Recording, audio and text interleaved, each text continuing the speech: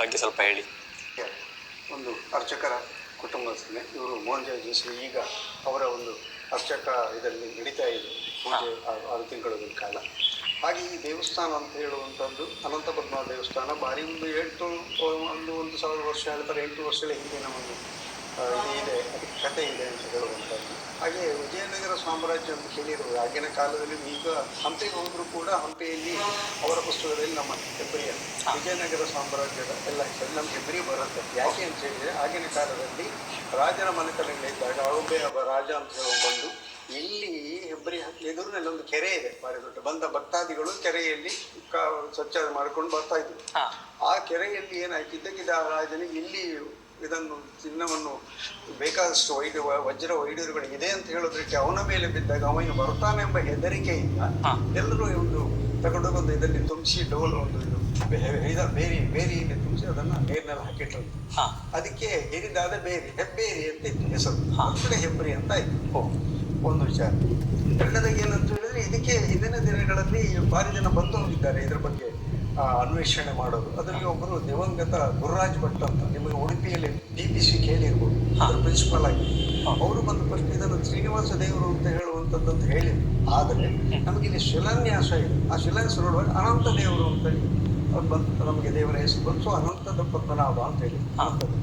ಇಲ್ಲಿ ಒಂದು ವೈಶಿಷ್ಟ್ಯ ಏನಂದ್ರೆ ಇಲ್ಲಿ ಪೆರಡೂರಿನಲ್ಲಿ ಮತ್ತೆ ಇರುವತ್ತೂರು 3 ಕಡೆ ಒಂದೇ ದಿವಸ ಪ್ರತಿಷ್ಠೆ ಆಗಿತ್ತು ಅಂತ ಹೇಳೋ ದೇವಸ್ಥಾನ ಪ್ರತಿಷ್ಠೆ ಆಗಿತ್ತಂತೆ. ಇದೊಂದು ಹಿಂದಿನ ಇದರಲ್ಲಿ ನಾವು ನೋಡಿದ್ದು ಇದೆ ಒಂದೇ ದಿವಸಗಳಲ್ಲಿ. ಹಾಗೆ ಇಲ್ಲಿ ಮುಂದೆ ಏನು ಅಂತ ಹೇಳಿದ್ರೆ ನಮ್ಮ ಪೆರಡೂರು ಅನಂತ ಪದ್ಮನಾಭ ನಮಗೆ ಸ್ವಲ್ಪ ಸಂಬಂಧ ಇದೆ. ಏಕೆ ಅಂತ ಹೇಳಿದ್ರೆ ಅಲ್ಲಿಯ ದೇವಸ್ಥಾನದಲ್ಲಿ ದೇವರು ಬರುವವರು ಐತಾಳರು ಅಂತ ಬರುತ್ತೆ ಅಲ್ಲಿ. ಅವರು ಇಲ್ಲಿಯ ನಮ್ಮ ದೇವಸ್ಥಾನ ತಂತ್ರಿಗಳಾಗಿ ಬರ್ತಾ ಇದ್ರು. ಸೊ ಹಾಗಾಗಿ ಆ ದೇವಸ್ಥಾನಕ್ಕೆ ಸಂಬಂಧ ಇದೆ ಅಂತ ಹೇಳುವಂಥದ್ದು ಒಂದು.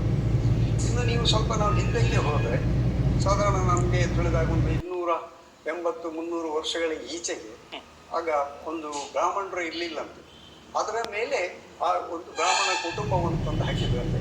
ಆ ಬ್ರಾಹ್ಮಣ ಕುಟುಂಬವೇ ಬೆಳೆದು 10 ಕುಟುಂಬಗಳಾಗಿವೆ ಇಲ್ಲಿ.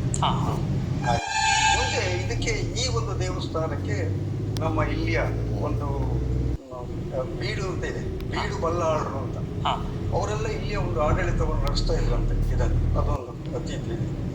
ಹಾಗೆ ಮುಂದೆ ಏನಾಯಿತು ಅಂತ ಹೇಳಿದರೆ ನಾನು ತಿಳ್ಕೊಂಡಾಗ ಸಾಧಾರಣ ಒಂದು 100 ವರ್ಷಗಳ ಈಚೆಗೆ ಒಂದು ಸರಿ ಇಲ್ಲಿಗೆ ನಿಮ್ಮ ಪ್ರಕೃತಿ ವಿಕೋಪದಿಂದಾಗಿ ಒಂದು ಬೆಂಕಿ ಹಿಡಿತದ್ದು. ಇಡೀ ಅರ್ಧ ಪೇಟೆ ಸುಟ್ಟು ಹೋಗಿತ್ತಂತೆ. ಆವಾಗ ಇಲ್ಲಿ ಒಂದು ಹಿರಿದಾದ ಭಾರಿ ದೊಡ್ಡ ರಥೋತ್ಸವ ಇದು ನಿಮ್ಮ ಇದು ರಥ ಇತ್ತಂತೆ, ಬ್ರಹ್ಮರಥ ಇರಬೇಕಂತೆ, ಭಾರಿ ದೊಡ್ಡ ಒಂದು ರಥ. ಆ ರಥ ಸುಟ್ಟು ಹೋಯ್ತಂತೆ. ಸೊ ಆ ಕಡೆಗೆ ಅದಾದ್ಮೇಲೆ ಒಂದು ನನ್ನ ಲೆಕ್ಕದಲ್ಲಿ ಪುನಃ ಒಂದು 70 ವರ್ಷಗಳ ಈಚೆಗೆ ಅದರದ್ದೊಂದು ಹೊಸ ಒಂದು ರಥವನ್ನೇ ನಿರ್ಮಾಣ ಮಾಡಿದ್ದಾರೆ. ಹಾಗೆ ಮುಂದೆ ಏನು ಅಂತ ಹೇಳಿದ್ರೆ ದೇವಸ್ಥಾನದಲ್ಲಿ ಇಲ್ಲಿ ಕಾರ್ಯಕ್ರಮ ನಡೆಯುತ್ತೆ. ಒಂದು ಕುಂಭ ಸಂಕ್ರಾಂತಿ ಕಾಣುತ್ತದೆ, ಫೆಬ್ರವರಿ ತಿಂಗಳಲ್ಲಿ ರಥೋತ್ಸವ ಒಳ್ಳೆ ಅದ್ದೂರಿಯಿಂದ ನಡೆಯುತ್ತೆ. ಇಲ್ಲಿ ಒಳ್ಳೆಯ ಎಲ್ಲ ಆಸುಪಾಸಿನ ಜನಗಳು ಬರ್ತಾರೆ. 3-4 ದಿವಸ ಪೂಜೆ ರಥೋತ್ಸವ ನಡೀತಾ. ಹಾಗೆ ಒಂದು ದಿವಸ ಕಟ್ಟೆ ಪೂಜೆ ಅಂತ ಎಲ್ಲ ದಿಕ್ಕುಗಳಿಗೆ ಹೋಗ್ತಾರೆ ದೇವರು. ಅದಕ್ಕೆ ಉತ್ಸವ ಮೂರ್ತಿ ಅಂತ ಇನ್ನೊಂದಿದೆ. ಆ ಉತ್ಸವ ಮೂರ್ತಿಯೊಂದಿಗೆ ದೇವರು ಹೋಗುವಂತಹದ್ದು ಪ್ರತಿಯೊಂದು ಕಟ್ಟೆ ಹಿಂದಿನಿಂದಲೂ ಕೆಲವು ಕಟ್ಟೆಗಳಲ್ಲಿ ಅಲ್ಲಿ ಅವರವರ ಮನೆಗಳಿಗೆ ಪೂಜೆಯನ್ನು ನಡೆಯುತ್ತೆ. ಹಾಗೆ ಅದರ ಮರು ದಿವಸ ರಥ ಬೀದಿ ಅಂತ ಈಗ ಸಣ್ಣ ರಥ ಇದೆ ನಮ್ಮಲ್ಲಿ. ಆ ಸಣ್ಣ ರಥವನ್ನು ನಾವು ಉಪಯೋಗಿಸ್ಕೊಳ್ತೇವೆ. ಅದನ್ನು ದಾರಿದೀಪವಾಗಿ ದಾರಿಯಲ್ಲಿ ರಥವನ್ನು ಎಳ್ಕೊಂಡು ಹೋಗಿ ಅದು ಸಹ ಕಟ್ಟೆ ಪೂಜೆ ಅಂತ ಮಾಡಿ ಅದು ದೇವರ ಸೀದಾ ಅಲ್ಲಿಂದ ದೇವರು ಒಳಗೆ ಹೋಗುವಂಥದ್ದು. ಇದರ ಮಧ್ಯೆ ಆ ಸಣ್ಣ ರಥವನ್ನು ನಾವು ಪ್ರತಿ ಸಂಕ್ರಾಂತಿಗೆ ಆ ರಥವನ್ನು ಎಳಿತೇವೆ. ಇಲ್ಲಿ ಒಂದು ಉತ್ಸವ ಇರುವುದು. ಹೌದು. ಈಗ ನೀವು ಈಗಿನ ಇದಕ್ಕೆ ಬಂದರೆ ಸಂಕ್ರಾಂತಿ ತುಂಬಾ ಇಲ್ಲಿ ಡೆವಲಪ್ ಆಗಿದೆ. ಯಾಕೆಂದ್ರೆ ಸಂಕ್ರಾಂತಿ ಸಾಧಾರಣ ಒಂದು 800-1,000 ಜನ ಸೇರ್ತಾರೆ ಇಲ್ಲಿ. ಹಾಗಾಗಿ ಇದರ ಹೆಸರುಗಳು ಒಂದು ಒಳ್ಳೆ ರೀತಿಯ ಮೇಲೆ ಹೋಗ್ತಾ ಇದೆ. ಹಿಂದಿನ ದಿನಕ್ಕೆ ಕಂಪೇರ್ ಮಾಡಿದರೆ ಡೆವಲಪ್ ಆಗಿದೆ. ಆದರೆ ತುಂಬಾ ಒಂದು ಸಂತೋಷ ವಿಷಯ ಏನಂತ ಹೇಳಿದ್ರೆ ಈ ದೇವರು ಭಾರಿ ಒಂದು ಬಡತನದಲ್ಲಿದ್ದು ಊರಿನವರು ಉದ್ಧಾರ ಮಾಡಿದ ದೇವರು, ಭಾರಿ ಪಾಪದ ದೇವರು.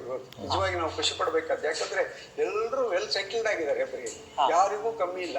ನೀವು ಮೆಜಾರಿಟಿ ಆಫ್ ನೋಡ್ಲಿಕ್ಕೆ ಹೋದ್ರೆ ಎಲ್ಲರೂ ಒಳ್ಳೆ ಆಗಿದೆ. ಆಮೇಲೆ ಎಲ್ರಿಗೂ ಉತ್ತರ ಮನಸ್ಸು ಇದೆ. ಮೊನ್ನೆ ರೀಸೆಂಟ್ಲಿ ಅಂದ್ರೆ 4-5 ವರ್ಷಗಳ ಹಿಂದೆ ಬ್ರಹ್ಮಕಲಶ ಆಗಿರ್ಬೋದು ಅಂತ ಕಾಣಿಸುತ್ತೆ. ಅರ್ಚಕ ಅಂದ್ರೆ ಏನು, ಭಕ್ತನಿಗೆ ಮತ್ತು ಭಗವಂತನಿಗೆ ಮಧ್ಯೆ ಇರುವನು ಅರ್ಚಕ ಅಲ್ವೇ, ಅವನು ಮಾಡುವಂಥದ್ದು. ಹಾಗಾಗಿ ಒಳ್ಳೆಯ ಕೆಲಸಗಳು ಇಲ್ಲಿ ನಡೀತಾ ಇದೆ ಅಂತ ಹೇಳುವಂಥದ್ದು.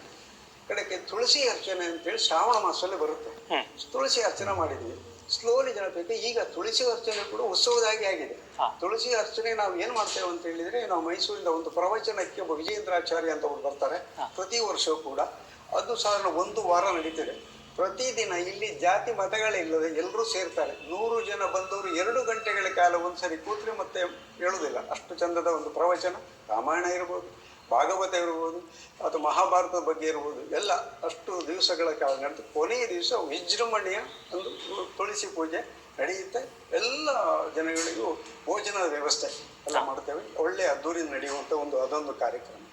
ಈಗ ನಾವು ಅಂಕಿ ಸಂಖ್ಯೆಯಲ್ಲಿ 1,000 ವರ್ಷಗಳವರೆಗೆ ಗೊತ್ತಿದೆ ಹಿಂದಿನ ದೇವಸ್ಥಾನ. 800-900 ಈಗ ಒಂದು ಬಂತಾರೆ. ಹಿಂದೆ 800 ಹೇಳ್ತೀವಿ ಸಾಧಾರಣ. ನನ್ನ ಲೆಕ್ಕದಲ್ಲಿ 800-900 ವರ್ಷಗಳ ಹಿಂದಿನ ಒಂದು ಇರಬಹುದು ಅಂತ ಒಂದು ನಾವೀಗ ಅಂತೆಕಂತೆಯಲ್ಲಿ ಹೇಳುವಂಥ. ನಮಗೆ ನಿರ್ದಿಷ್ಟ ಅದರ ಬಗ್ಗೆ ತುಂಬಾ ಇದ್ದಿಲ್ಲ. ನಾವು ನೋಡಿದ್ದು ಕೆಲವು ಬರೆದಿಟ್ಟದ್ದುಂಟು, ಅದರ ಬಗ್ಗೆ ಹೇಳುವಂಥದ್ದು. ಸರಿ. ನಮ್ಮ ಈ ಪದ್ಮನಾಭನಲ್ಲಿ ಪ್ರತಿ ಸಂಕ್ರಮಣ ಉತ್ಸವ ನಡೀತದೆ, ರಥೋತ್ಸವ ನಡೀತದೆ, ಅನ್ನದಾನ ನಡೀತದೆ, ವಿಶೇಷ ಪೂಜೆ ನಡೀತದೆ.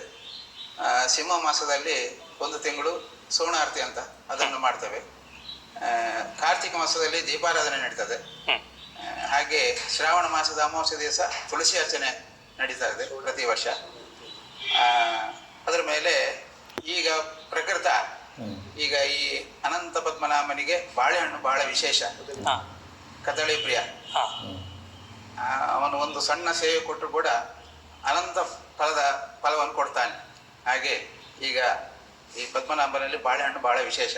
ಧನು ಸಂಕ್ರಮಣ ದಿವಸ ಬಾಳೆಹಣ್ಣಿನ ಒಂದು ವಿಶೇಷ ಅಲಂಕಾರ, ಕದಳಿಯಾಗ ಇದನ್ನೆಲ್ಲ ಮಾಡಿದ್ದೇವೆ.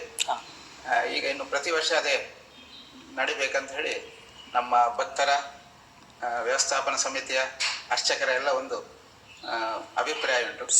ಹಾಗೆ ದೇವರೆಲ್ಲರಿಗೂ ಈ ಅನಂತ ಫಲವನ್ನು ಕೊಡ್ಲಿ ಅಂತ ಹೇಳಿ ದೇವರಲ್ಲಿ ನಾವು ಪ್ರಾರ್ಥನೆ ಮಾಡ್ಕೊಳ್ತೇವೆ. 6ರಿಂದ 6:30 ಒಳಗೆ ಬೆಳಗಿನ ಪೂಜೆ ಆಗ್ತದೆ. ಮಧ್ಯಾಹ್ನದ ಪೂಜೆ ಮಧ್ಯಾಹ್ನಕ್ಕೆ ಒಂದು 10:30 ಅಂದಾಜಿಗೆ ನಡೀತದೆ. ಸಂಜೆ 7:00ವರೆಗೆ ಸಂಜೆ ಪೂಜೆ ನಡೀತದೆ. 2 ಹೊತ್ತು ನೈವೇದ್ಯ ಆಗಿ ಪೂಜೆ ಆಗಬೇಕು. 1 ಹೊತ್ತು ತೆಂಗಿನಕಾಯಿ ಮತ್ತೆ ಅರಳು ಬೆಲ್ಲ ಇದನ್ನು ಸಮರ್ಪಣೆ ಮಾಡ್ತೇವೆ.